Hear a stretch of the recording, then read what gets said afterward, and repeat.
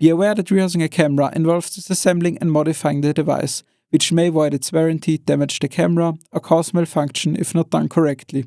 We do not accept responsibility for any damage, injury, or loss that may occur as a result of following this guide. Proceed at your own risk. Hello and welcome to this tutorial on how to take apart your EOSM in preparation for rehousing. A list of tools and materials you'll need for the rehousing is displayed on screen. Remember, it's crucial not to mix up any screws you remove, as you will need them for reassembly later. First, we need to remove these two screws. This side cover, this cover, this side cover as well, and this cover. Additionally, the two screws in the flash shoe need to be removed as well. This part is easy to detach using a pair of thin pliers. Gently loosen it and pry it off.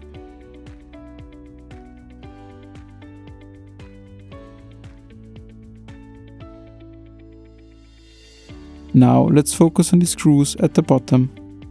You'll only need to remove the two screws in the back to disassemble the camera.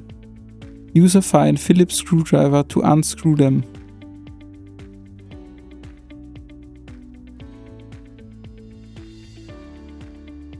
Next, unscrew these screws on the side. Repeat this step for the other side.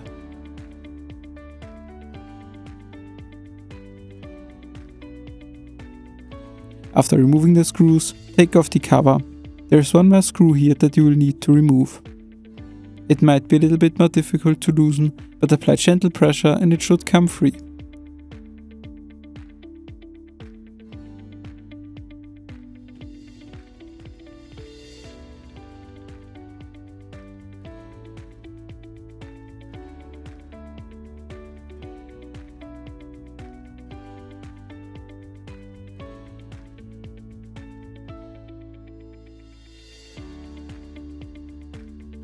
Don't forget to remove the other side piece, unlike we did.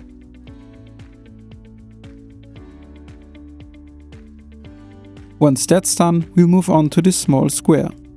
Use pliers to gently pry it off.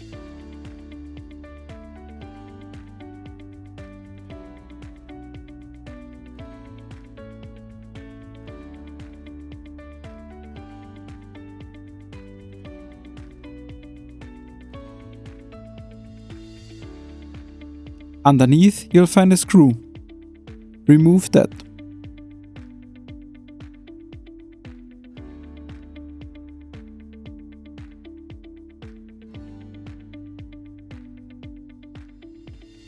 After this, remove the top screws from the flash shoe.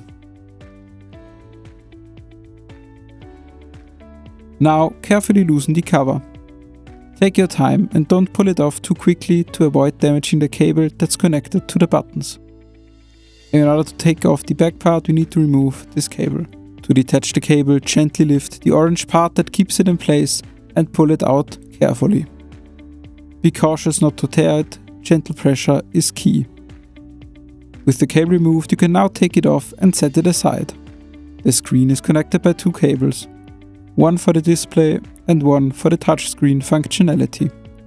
To disconnect them, carefully open the cable holders and pull them out. Now gently lift the screen from the edges. With some patience, it should come off smoothly.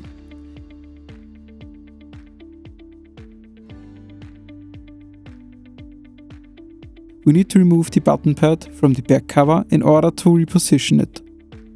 Loosen this screw here that keeps it in place and keep it safe for reassembly. Gently push the button pad out. It should fit perfectly with the printed side part.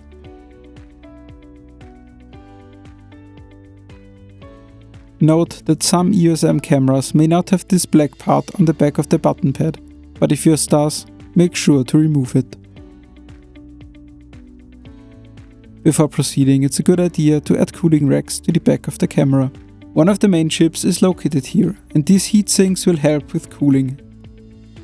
Make sure to leave enough space because the back cover will be reattached later. Once the heat sinks are in place, we need to connect the extension cables to the body of the camera. These will be used to reconnect the screen. You can check the correct cable type by matching the pins as shown on screen. Attach the cables by pressing them down firmly and secure the connections with your fingers or pliers.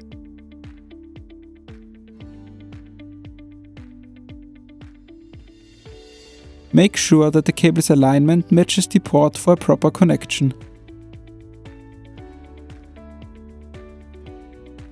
Repeat this for the other cable as well.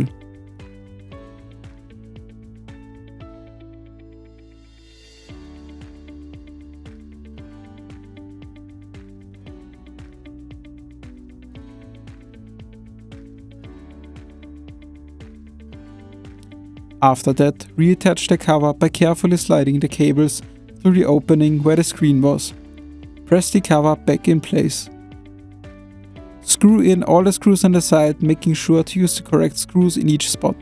Once everything is back in place, carefully insert the camera into the printed camera mount until you hear a click.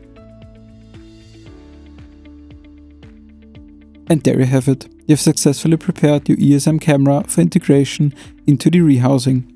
If you found this tutorial helpful, don't forget to like this video. We'd love to hear your thoughts, so leave a comment below and make sure to check out our other social media platforms for more content. Thanks for watching.